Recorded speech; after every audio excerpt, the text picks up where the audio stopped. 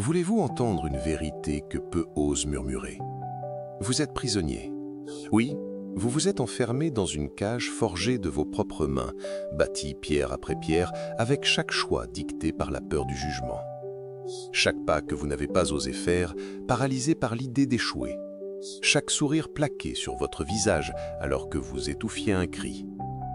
Ressentez-vous ce poids qui oppresse votre poitrine? Ce n'est ni l'anxiété ni le stress.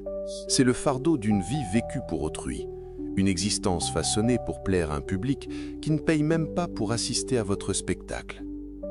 Et le plus cruel dans tout ça? Personne ne vous a forcé à ce sacrifice.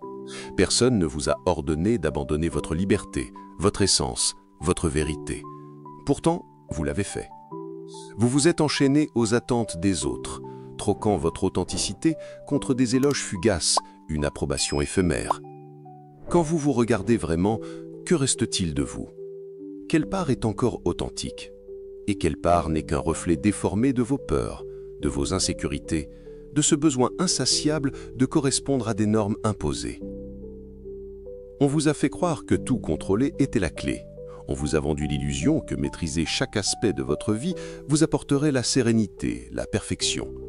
Mais voici la vérité brute, celle qu'on évite de vous dire. Le contrôle absolu est un mirage, une chimère qui vous garde enchaîné, distrait, coupé de l'essentiel.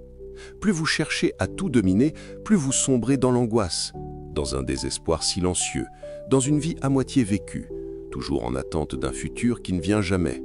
Pourquoi ce vide persiste même quand tout semble en place? C'est parce que ce que vous possédez ne vous appartient pas vraiment.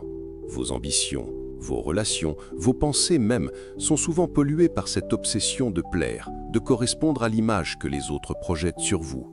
Et plus vous cherchez cette validation extérieure, plus vous vous éloignez de votre centre, de cette vérité intérieure que vous avez un jour entrevue, mais qui s'efface désormais dans un brouillard d'habitude. Michel de Montaigne, depuis sa tour du XVIe siècle, avait déjà percé ce secret que vous hésitez encore à affronter. Le détachement n'est pas de l'indifférence, c'est la voie vers une liberté véritable. Il avait compris que la prison n'est pas dans les circonstances extérieures, mais dans votre besoin viscéral de tout contrôler, de plaire, de vous fondre dans le moule, d'esquiver la critique à tout prix. Et si je vous disais que ce détachement que vous craignez tant est précisément la clé qui ouvre la porte de votre cage? Que se passerait-il si, l'espace d'un instant, vous lâchiez cette corde que vous serrez si fort, celle que vous pensez vous maintenir en vie, mais qui en réalité vous étouffe lentement? Car voici le paradoxe. Plus vous cherchez à tout contrôler, moins vous avez de maîtrise. Plus vous cherchez à plaire, moins vous êtes vous-même. Plus vous résistez au changement, plus il vous heurte lorsqu'il s'impose inévitable. Le monde ne se pliera jamais à votre volonté, et l'accepter n'est pas une faiblesse, mais une sagesse. La vie, dans son chaos et son imprévisibilité, ne vous demande qu'une chose, aussi simple que terrifiante, lâchez prise. Abandonnez ce besoin d'approbation. Libérez-vous de la peur de l'échec. Détachez-vous de cette identité factice que vous avez construite pour vous protéger des jugements. Imaginez un instant ce que vous ressentiriez si l'opinion des autres cessait de vous importer. Qui seriez-vous sans cette peur constante? Que feriez-vous si vous saviez que personne ne vous jugera? Cette version de vous, libre de toute entrave mentale, c'est celle que vous êtes vraiment. Mais il y a une vérité plus sombre encore. Vous redoutez de lâcher prise, car au fond, vous craignez de ne pas savoir qui vous êtes sans ces chaînes. Vous avez si bien fusionné avec les attentes du monde que vous craignez qu'en les abandonnant, il ne reste rien. Pourtant, Montaigne l'avait compris. En vous détachant de ce que vous n'êtes pas, vous découvrez enfin ce que vous êtes. La liberté que vous cherchez est juste là, de l'autre côté de la peur qui vous paralyse. Cette liberté ne se trouve ni dans un livre, ni dans un discours, ni dans une formule magique. Elle est là, dans cet instant, attendant que vous ayez le courage de regarder votre vie en face et de dire « Je n'ai plus besoin d'être validé, je n'ai plus besoin de contrôler l'incontrôlable, je n'ai plus besoin de prétendre être quelqu'un d'autre. » Alors, êtes-vous prêt à lâcher prise ou continuerez-vous à vous cramponner à ce contrôle illusoire, sachant qu'avec chaque jour qui passe, vous vous éloignez un peu plus de votre vérité? Ce moment marque le début d'un voyage que vous hésitez peut-être à entreprendre, mais dont vous avez un besoin vital. Allez-vous rester enfermé dans cette cage dorée que vous avez bâtie, ou oserez-vous sauter dans l'inconnu vers une liberté qui vous effraie, mais qui pourrait enfin vous faire sentir vivant? Bienvenue dans la philosophie du détachement, dans une quête de liberté intérieure qui bouleversera tout ce que vous pensiez savoir sur vous-même. Le chemin est inconfortable, mais la seule chose plus terrifiante que d'avancer, c'est de rester figé là où vous êtes. On vous a fait croire que courir après des objectifs était l'essentiel. Mais si la plupart de ces objectifs n'étaient pas les vôtres, toute votre vie, vous avez peut-être gravi une échelle construite par d'autres, sans jamais vous demander si vous vouliez vraiment atteindre son sommet. Et maintenant que vous y êtes, que voyez-vous? Le rêve que vous chérissiez ou le reflet déformé de ce que quelqu'un d'autre attendait de vous? Nous sommes obsédés par la réussite, convaincus qu'atteindre certains jalons nous apporterait la paix. Mais qu'est-ce que le succès au fond? Et surtout, le succès selon qui? Vous avez peut-être coché toutes les cases, le diplôme, le poste, les relations, mais pourtant ce vide persiste. Cette sensation, cette vérité qui vous réveille la nuit, c'est la voix de votre essence, étouffée trop longtemps, qui réclame d'être entendue. Dans son refuge loin du tumulte, a saisi une vérité dangereuse. Le vrai succès n'a rien à voir avec ce qu'on vous vend. Ce n'est ni un statut, ni une accumulation de biens, ni la reconnaissance des autres. Le vrai succès, c'est vivre en harmonie avec votre nature profonde. Mais pour cela, il faut savoir qui vous êtes, au-delà du masque, des attentes, de cette version artificielle que vous présentez au monde. Vous êtes-vous tellement habitué à jouer un rôle que vous ne remarquez plus l'effort colossal que cela demande? Pourtant, votre esprit, lui, ne se laisse pas duper. Il y aura toujours une part de vous qui se rébelle et qui fissure la façade. Voici une vérité libératrice. Tant que vous vivrez pour les autres, la paix vous échappera. Le stress, l'anxiété, ce vide constant, ce sont les symptômes d'une vie qui ne vous appartient pas. Montaigne l'avait compris. La plupart préfèrent la sécurité d'une existence inconfortable à l'incertitude d'être eux-mêmes.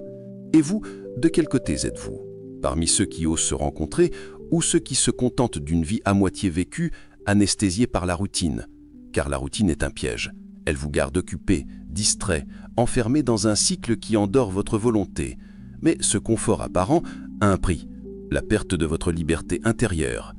La liberté, ce n'est pas faire ce que vous voulez à chaque instant, c'est avoir le courage de rester fidèle à vous-même, même si cela signifie défier les attentes, briser les moules, parfois décevoir ceux que vous aimez. Vous vous demandez peut-être, et si, en étant moi-même, je perds tout? Mais voici une vérité paradoxale. Si vous devez jouer un rôle pour garder ce que vous avez, cela n'a jamais vraiment été à vous. Les relations sincères, les projets qui comptent, les réussites qui ont du sens résistent à l'authenticité. En réalité, en étant vrai, vous découvrez ce qui mérite de rester et ce qui n'était qu'une illusion. Vous avez moins à perdre que vous ne le pensez et infiniment plus à gagner.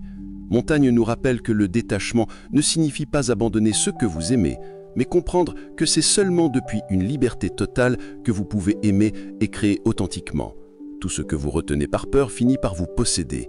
La plupart vivent dans la crainte de perdre ce qu'ils ont, sans jamais oser imaginer ce qu'ils pourraient devenir en le lâchant. Alors que ferez-vous?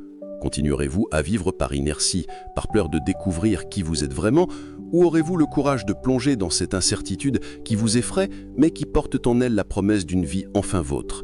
Ce chemin, Montaigne l'a tracé depuis sa tour silencieuse. Il est là, devant vous. Oserez-vous l'emprunter, ou resterez-vous spectateur de votre propre vie? La réponse vous appartient. Mais au-delà de cette quête, il y a un autre pouvoir, plus subtil, mais aussi transformateur, celui des histoires. Les récits ne sont pas qu'un moyen de transmettre des idées ou des émotions. Ils sont un miroir de votre identité, un espace où vous projetez vos désirs, vos peurs, vos aspirations. Chaque histoire que vous racontez, consciemment ou non, est une exploration de qui vous êtes ou de qui vous pourriez être. La narration est un simulateur de vie. Elle vous permet d'expérimenter des destins multiples sans risque réel. En temps de crise ou d'incertitude, les histoires deviennent essentielles. Elles offrent refuge, mais aussi audace, vous poussant à transgresser des limites imaginaires, à explorer des perspectives nouvelles. Avez-vous déjà songé à l'impact des récits que vous vous racontez? Cette narration intérieure façonne votre réalité, filtre vos expériences, guide vos choix. Changer l'histoire que vous vous racontez, c'est réécrire votre destin. Trop de gens vivent prisonniers de récits hérités, des histoires de limites, de rôles imposés, acceptés comme des vérités absolues. Se réapproprier son récit est un acte révolutionnaire. C'est choisir de se voir comme le protagoniste de sa propre vie, capable de transformer son passé et d'inventer son avenir. Votre histoire personnelle devient une prophétie autoréalisatrice. Elle influence vos actions, vos relations, la manière dont le monde vous répond. Mais votre histoire n'est pas linéaire, elle est riche de contradictions, d'ombres, de détours. Embrasser cette complexité, c'est embrasser votre humanité. Les histoires les plus puissantes ne sont pas celles où tout s'aligne parfaitement, mais celles qui laissent place à l'inconfort, aux questions ouvertes, à la vérité qui émerge du chaos.